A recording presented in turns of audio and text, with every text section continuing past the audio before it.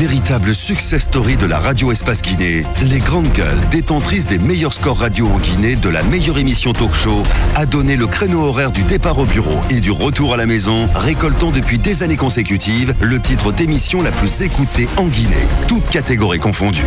Un grand total de plus de 5 millions d'auditeurs ont été fidèles au talk show Les GG, diffusé jour après jour sur toutes les stations du réseau Adafo Média de 9h à 10h30, un exploit qui restera longtemps dans les annales de la bande FM en Guinée. Nous repartons sur le terrain du côté de l'UFR. Fodé Baldé, bonjour Fodé Baldé. Bonjour. Bienvenue chez les Grandes Gueules sur Radio Espace Guinée. Allez-y, Tamba. Alors Fodé Baldé, depuis un certain moment, depuis quelques minutes déjà, vous suivez assurément cette émission et nous parlons de cette déclaration du maire rural de la commune de Diéké, qui annonce non pas que son soutien, mais aussi celui de la commune à laquelle il appartient, de la commune sur laquelle il est préposé. Lui, qui est quand même un maire élu sous la bannière de l'UFR. Comment recevez-vous tout ça? Ok, il faut d'abord savoir que les élections communales relèvent de la citoyenneté, ce sont des élections citoyennes. Alors le maire élu de l'UFR de Diéké a été élu. Conformément à nos débats internes, il a été choisi comme candidat de l'UFR. Vous n'êtes pas sans savoir que l'ANAFIC, qui n'est autre que l'Agence nationale de financement des collectivités en Guinée, a pour rôle de booster le développement au niveau local.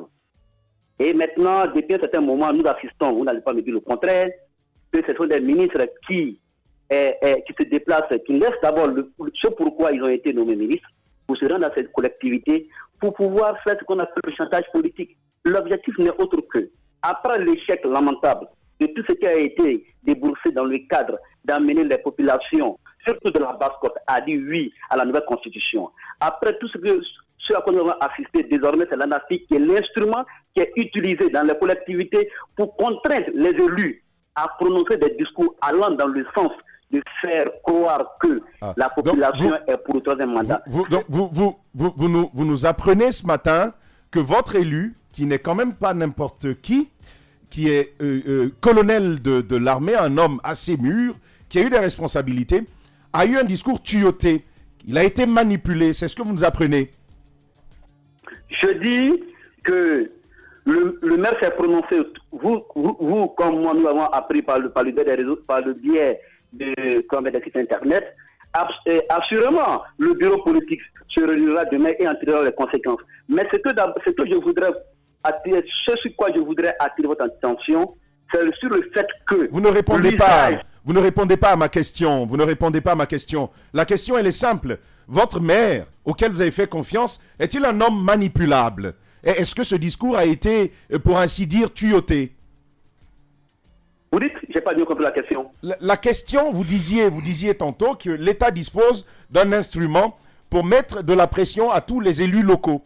Est-ce que vous êtes en train de dire ce matin que la position qu'a déclaré ce maire-là n'est pas une position intime, elle n'est pas issue de ses convictions, il a juste été manipulé, il a agi sous pression. Est-ce que c'est ce que vous soutenez? Mais il s'agit tout simplement, vous, en tant que journaliste, de mener les enquêtes sur le terrain, de savoir est-ce que ce qu'il a dit reflète ce que disent les qu'on appelle la commune.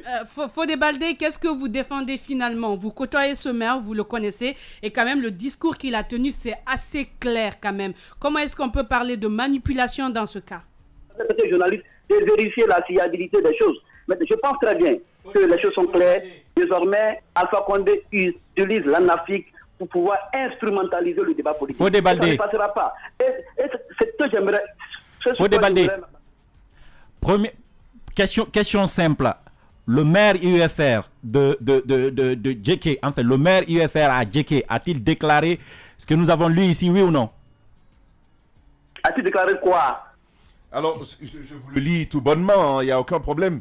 Le maire UFR de Diéké a-t-il dit, au vu de tout ce que le président de la République a fait pour nous, la communauté de Diéké, nous soutenons avec force l'idée de révision de la Constitution et cette communauté invite toute sa population à adhérer à cette révision constitutionnelle. Ces mots sont-ils de votre maire élu? Je l'ai lu autant que vous sur les sites internet. Comme je vous l'ai dit, le bureau politique se réunira demain en tirant les conséquences. Nous avons également une vidéo. Ce qui est plus important aujourd'hui à ce que je sache et que l'opinion même en parle d'abord sur les réseaux sociaux, c'est le fait que on utilise aujourd'hui en Afrique. Les ministres sont déportés dans les collectivités pour contraindre les élus à se prononcer sur leur... Fodé Baldé, ce que tu fais là, c'est de la diversion. C'est pas le sujet. Tu insistes sur le même sujet alors que ce n'est pas la question. Ce qu'on veut savoir, est-ce que le maire UFR de Djeké a fait cette déclaration? Est-ce qu'au niveau de votre bureau, officiellement, vous êtes au courant? Au courant de... Allez, Fodé Baldé. Ne te tue pas ce matin, Fodé Baldé, s'il te plaît. Allez-y. Alors, il y a peut-être le même instrument. L'instrument valable pour l'UFR l'est aussi pour les autres partis d'opposition. Pourquoi, par exemple, on n'entend pas ce discours de la part d'un maire UFDG? Ce pourquoi j'interviens aujourd'hui, c'est relativement à l'affaire de Djeké. Ce que je voudrais vous dire, c'est ce qu'il suit. Bien. Je vous dis que le maire s'est prononcé, si le maire s'est prononcé cette question, le bureau politique est une instance du parti qui tirera toutes les conclusions. Mais ce qui est le plus important aujourd'hui, c'est de savoir est-ce que ce qu'a dit le maire, relativement à ce à quoi nous avons assisté à Kindia, est-ce que ce n'est pas pareil? Est-ce que le maire n'a pas été contraint comme nous avons pu constater à Kindia, parce qu'après les maires ont dit qu'ils ne faisaient pas partie? Est-ce que ce n'est pas le même cas que se présente à Djeké? N'oubliez pas que Djeké représente un élément essentiel. C'est le fait que nous avons là-bas, qu'on appelle la Sodipamie. Pardon, pas la Sodipamie.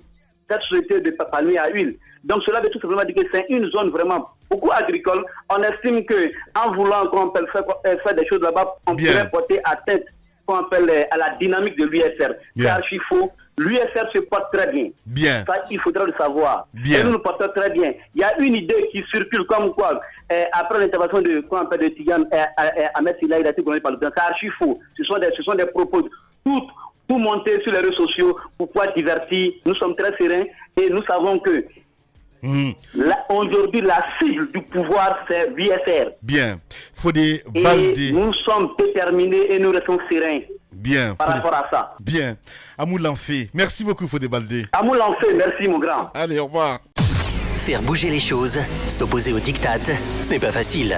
Toujours populaire, qui dérange d'un côté quand ça arrange et arrange d'un côté quand ça dérange. Les grandes gueules sur Espace, votre vitamine matinale dont on ne peut plus se passer. Dire tout haut ce qu'on pense tout bas. C'est ça, les grandes gueules. Évidemment, beaucoup de réactions ce matin, voilà, avec les auditeurs. Hein. Si vos mères tremblent pour l'Anafik, alors ils sont faibles. C'est la Junior, évidemment, qui nous envoie ce message. Tidiane, qui est intervenu la semaine dernière dans cette émission, nous écrit aussi, dit « Je m'inscris en faux à cette déclaration de Condé. L'UFR est devenue une bête noire d'Alpha Condé. » Voilà, donc c'est Tidiane qui nous envoie ce message. On a écouté Fodé Baldé, hein, mon cher ami. Je pense que c'est... Moi, je pense qu'il n'a pas trouvé Fodé Baldé, que j'aime bien, mais il n'a pas trouvé suffisamment de... je pense que ce n'est pas le bel argument qu'il fallait nous brandir. C'est un gâteau chaud. Voilà, et je pense que malheureusement, ce qui manque parfois dans les communications publiques et politiques, c'est de croire qu'il faut toujours tout blanchir, tout enjoliver. Ouais. Il y a des moments où faire un mea culpa, reconnaître une situation, bénéficie plus au parti que de chercher par des tergiversations, par une gymnastique intellectuelle au pied fébrile à justifier une situation.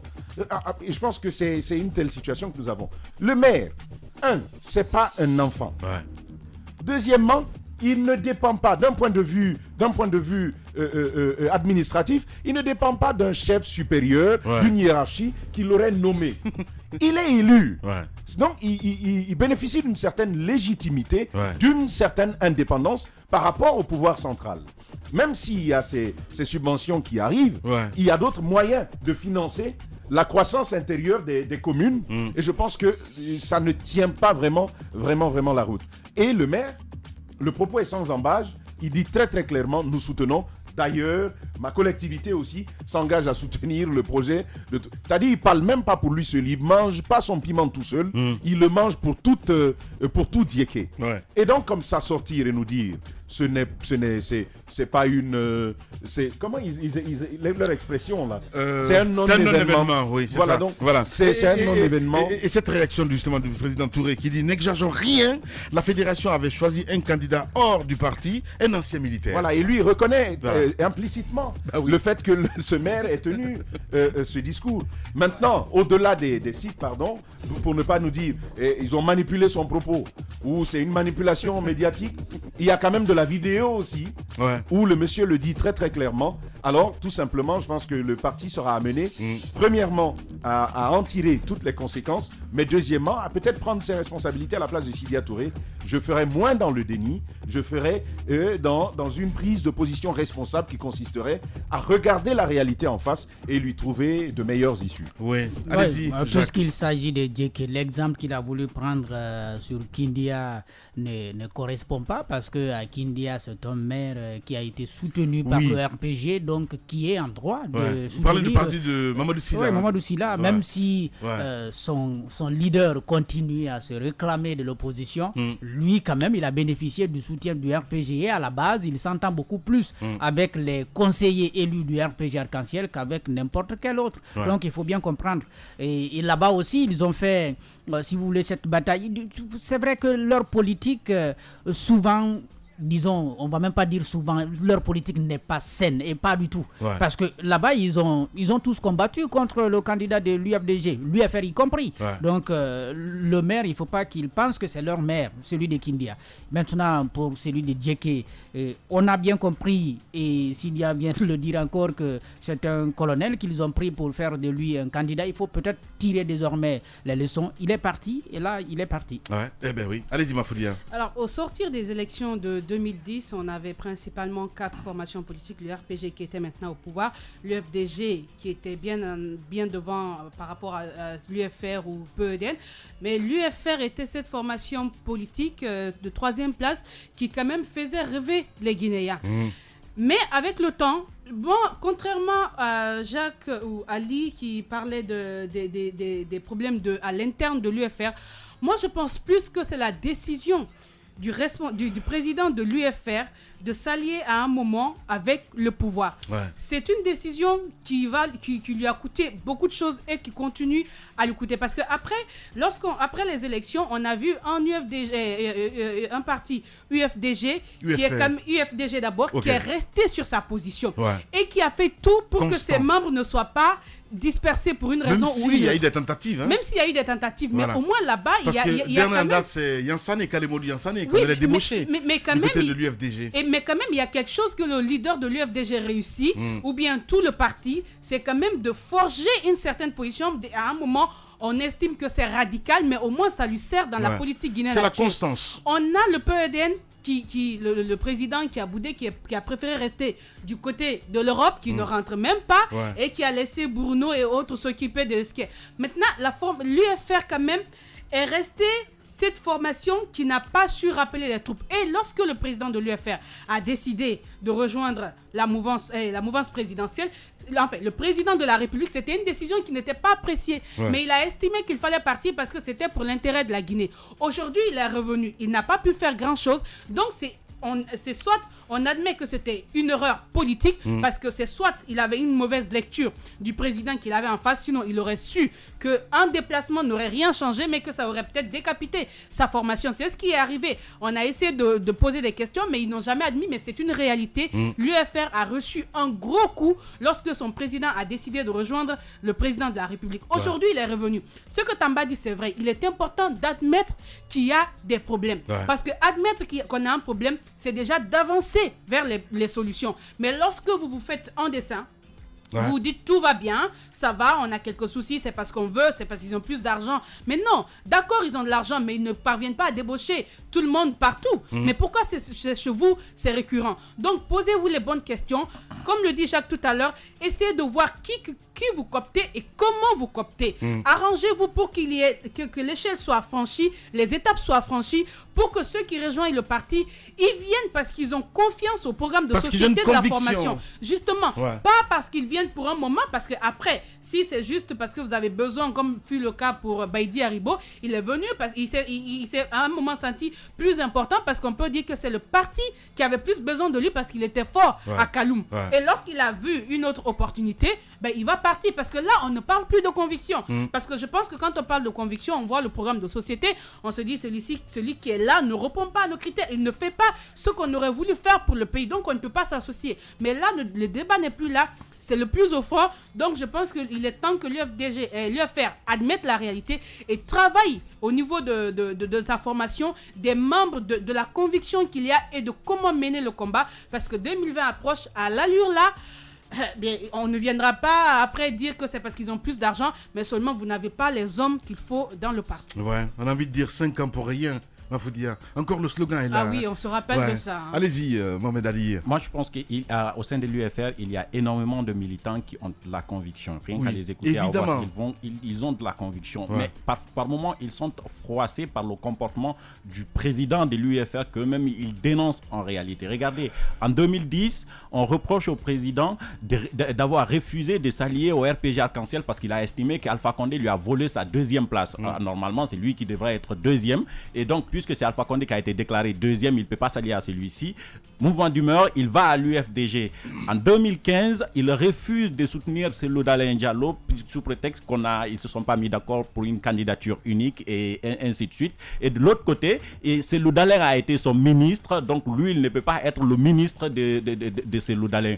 Pif, il repart en 2015 aux côtés du président Alpha Condé qu'il avait refusé en 2010. Donc 5 ans après, il devient son haut représentant. Lui-même, il a déclaré. Il s'est rendu compte qu'il s'est fait avoir parce que lui-même, il a dit qu'il n'a pas été écouté. Quel était le deal? On ne peut pas dire avec précision parce qu'ils ont toujours nié un deal entre eux. Ils sont venus pour aider ceux qu'ils ont dit, mais ils n'ont pas été écoutés. Sauf que ça les a coûté beaucoup de militants qui se rendent compte que le parti ne fonctionne que par la volonté du président, non pas par conviction. Ils sont en train de partir et parfois, et c'est ça le gros problème de l'UFR, c'est que l'UFR n'assume pas. Quand l'UFR va à gauche, tu lui dis non, nous on n'est pas à gauche, on est juste tout près de la gauche, on n'est pas à gauche.